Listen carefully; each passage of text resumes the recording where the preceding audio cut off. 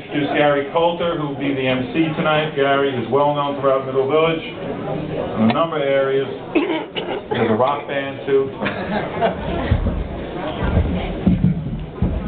Good evening, ladies and gentlemen. Thank you very much for coming out and supporting this debate, which is being sponsored by the Juniper Park Civic Association, the Queens Courier, and the Times News Weekly. We'd like to ask that you please silence your cell phones. We'd also like to thank Our Lady of Hope and Father Carano for the use of this space this evening.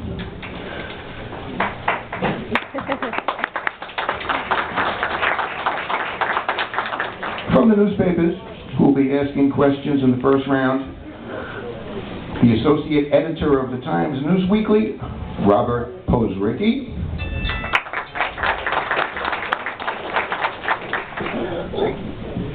Longtime civic leader, urban planner from Northeast Queens, and a person who helped rezone this area a few years ago, Paul Graziano. And from the Queens Courier, Liam LaGuerre. We have some rules we're going by this evening, ladies and gentlemen. The rules for the candidates include: candidates are not allowed to use cell phones, computers, or any electronic devices during the debate. In the first round, the format will be general questions for the candidates. Each panelist will ask one question to both candidates. The candidates will have 2 minutes to answer, and there will be no rebuttal period for this round. But we'd like to start off first by introducing Craig Caruana, Republican candidate for City Council.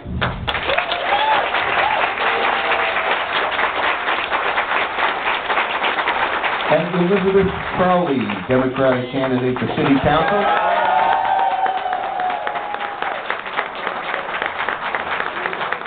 And to start us off,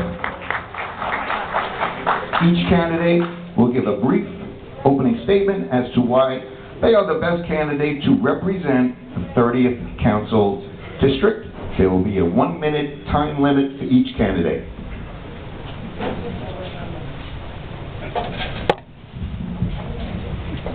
Good evening. It's a pleasure to be here tonight. I want to thank the moderators and organizers for putting tonight's debate together. And for all of you, thank you for being here.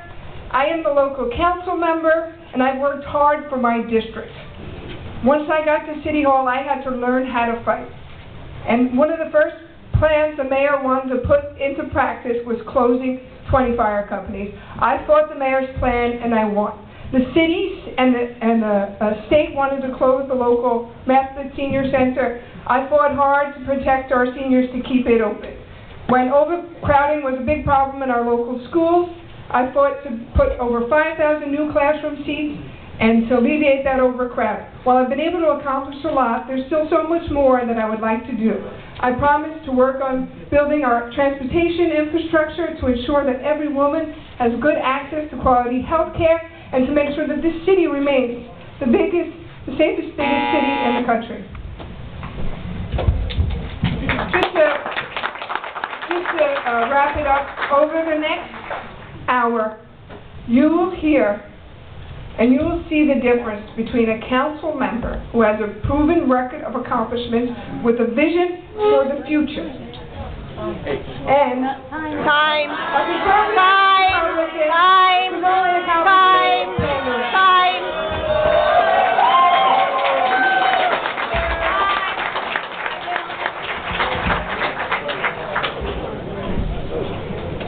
Thank you for coming out tonight. I really appreciate it. I'm running for City Council because I want to deliver results for our community. My entire career, I have spent delivering results in challenging situations. When I was 22, I went to work in the Pentagon as an aide to the Assistant Secretary of the Navy. It was a demanding environment where excuses couldn't cut it. We were responsible for a budget of over $80 billion and over 200,000 employees around the country. We had to supply our troops overseas with important resources they need to complete their mission. Afterwards, I worked at the Office of Naval Intelligence and helped lead a team in authoring one of the most important documents at the time. Excuses don't cut in these situations, only results that count. When I moved back to New York, I got involved in neighborhood civics, and that's what pulled me into politics. I want to deliver results now for this neighborhood.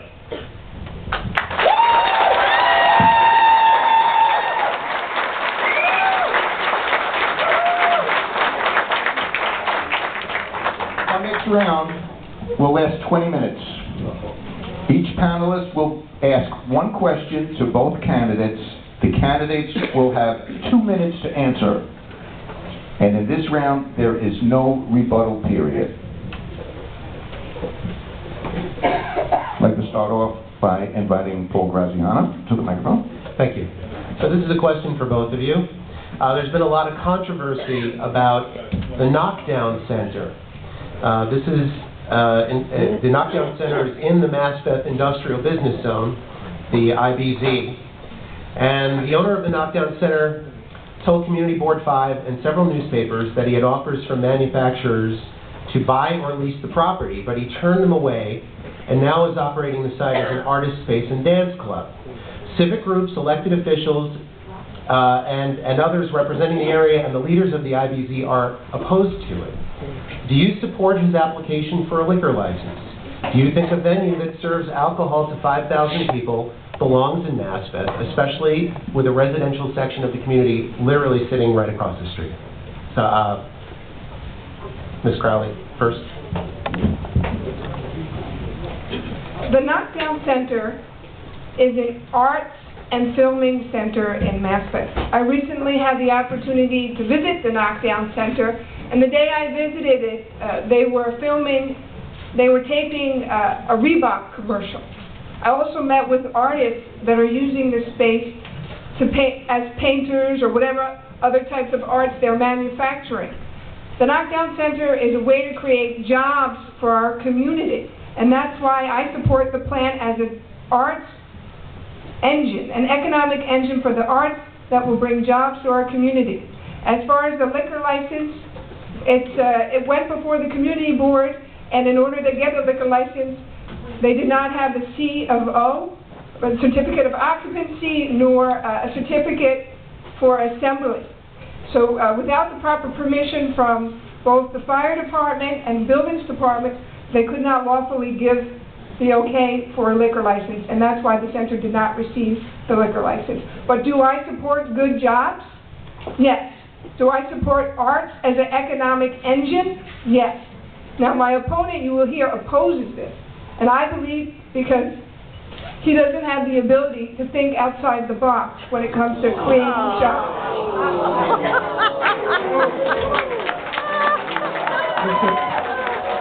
Mr. Caruana. When it comes to the Knockdown Center, I stand with elected representatives like Senator Joe Dabo. I stand with council members like Jimmy Van Bremer. I stand with senators like Mike Gianeri.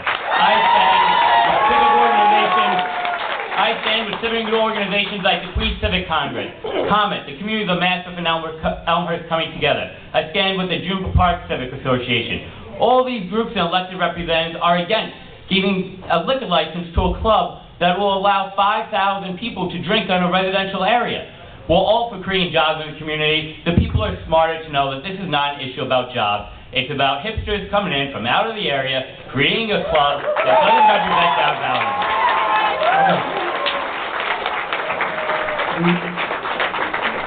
We have a quick follow-up.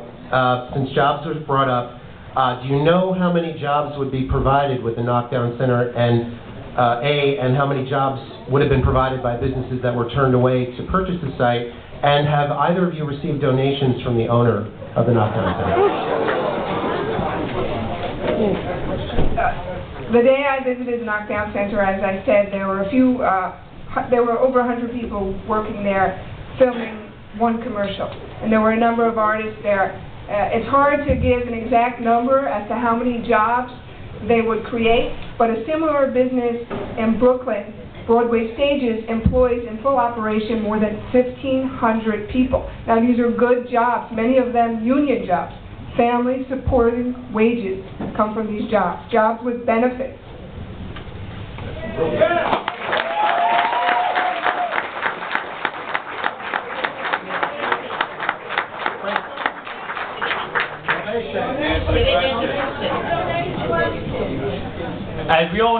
this is not an issue about jobs. This is not something as led the Broadway studio. This is a club that wants to serve liquor.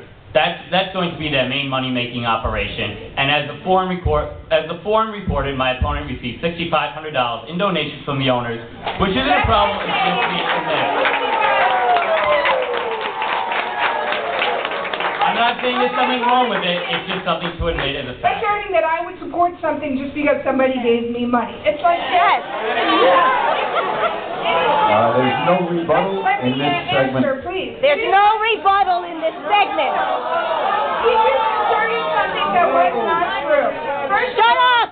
my opponent is... There's no rebuttal in this segment. It's like saying you would take money, because you took money from Rob Hogan, you're going to do what you said, because you refused to support the Rob Hogan. I'm only stating what's been reported. We're going to move on. We need to move on, and we'd like to invite, from the Times News Weekly, Rob to the microphone for our next question. Thank you. Good evening, Councilmember candidate. Good evening. My question deals with another hot button topic in the neighborhood, and that is the proposed homeless shelter in Glendale at a former vacant industrial building. There's questions about it being perhaps contaminated, and there's a whole big scandal to this proposal. Provided the plan is defeated within the Department of Homeless Services, and the site is available for reuse in some capacity, what alternative development would you like to see at that location? Start with Councilmember Crowley. Thank you, Rob. Thank you for that question. I oppose a proposed homeless shelter at this site that you mentioned. I proposed it since it first was a rumor. And the city of New York has shown no interest in making this site a homeless shelter. And there are a number of reasons why. I'd like to go into those reasons before I answer your question about smart development at the site. As you mentioned in your question, the site is contaminated. It is dangerous to put residences in this site. The city has an obligation to house people in a safe environment. The land is contaminated. The building has never been used for residences. It hasn't even been occupied by businesses in a very long time. It's falling apart. It would take tens of millions of dollars and a significant amount of time to make that a residence. And at the end of the day, it's simply not safe. And while my opponent has had press conferences and rallies at the site, I don't understand why he had said that he thought it'd be a good idea to put a senior housing living space on a site that is clearly contaminated and dangerous. That is why this site never went to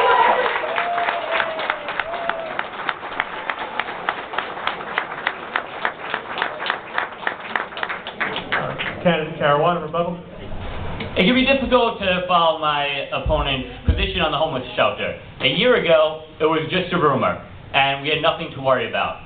And then she was going to fight it with every fiber of her being. And now we're told again, well, the city's not going to put one there, so don't worry about it. I'm against the homeless shelter being put in this location. I've never even held a rally there. I mean, it's just completely made up. You were there. I was You were invited. there at a rally. I was invited. Please. Rebuttal. I was invited. And Stop it. the fact is, I was invited by Peter Ballone, who's a council member, and he was running for borough president. He was opposed to the homeless shelter. His opponent was not. She had no comment on it. I attended a rally with Peter Ballone, and then I was asked, what would you like to see here? And as the reporter's question, if it was revitalized, if it was a cleaned up site, what would you like to see there? I said a senior assisted living home if the site was cleaned up. I don't think that's outlandish. This neighborhood has a lot of seniors. Some of them are well enough to go to the senior center and live able, active lives. Some of them are not, unfortunately. And even some of their children are older now, and they need these types of homes. Our neighborhood isn't a place for a homeless shelter. It has a lot of retired people and seniors. I think that would make a great site if it was cleaned up. It's dangerous.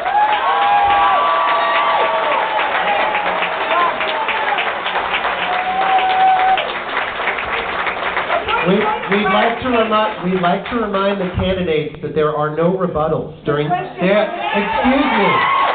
We'd like to remind the candidates there are no rebuttals during this portion of the debate. And afterwards, when you question each other, you will have the ability to rebut the questions. Please stop interrupting. Next question. We'd like to invite from the Queens Courier, Liam Legere to the microphone. Good afternoon, both council member and should I call you just Caruana in this case? I want to just say candidate, but candidate. Whatever you're comfortable with. So we're going to keep this debate hot, and we're going to go with another hot button issue. So as you both know, for years now, residents in this community have been suffering from the railroad problems that has the garbage that goes behind their neighborhoods. And it just keeps getting worse. Now, there's an Intro 1170 that will now increase the area, could possibly increase the garbage outflow that comes through this neighborhood, and it's going to lower those neighborhoods that have low income, their output of garbage. So, with you both, I want to know, what will you do to be able to help solve this problem for residents, hundreds, maybe numbering it within thousands, that have been suffering with this problem? Would you like me to go first, Liam? Yeah, you know what, let's start with the council member. You've been going first, so go. Okay. Before I was a council member, the previous council member, Tom Ogdebani, a Republican who my opponent supported my opponent, sued the rail company and had activities that were meant for a rail yard moved into the backyard of Middle Village residents' homes.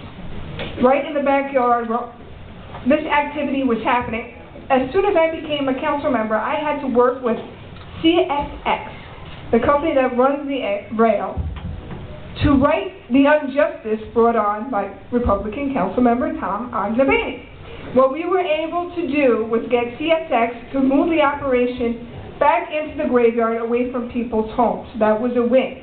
We've also been able to get companies that were breaking the law, mixing construction debris with solid waste, and get them to stop doing that. We were also able to clean up the area in and around the railroad. Anytime there's complaints, we're reaching out to New York and Atlantic and CSX. We also worked with the governor to help green the fleet of engines. And while it is difficult as a council member, the railroad and the authorities in and around the rails are governed by the federal government. Mr. Caruana. This is what I'm going to do when I'm elected. We're going to form a task force that involves all the elected officials that overlap in these areas. This problem has been allowed to go on for too long. Whatever was done, it hasn't been enough. Second, it wasn't Councilmember Crowley who helped get those engines. It was Assemblyman Andrew Hevesy. Andrew Hevesy is the one who has taken the lead on this issue and has worked to get the state to fix this problem.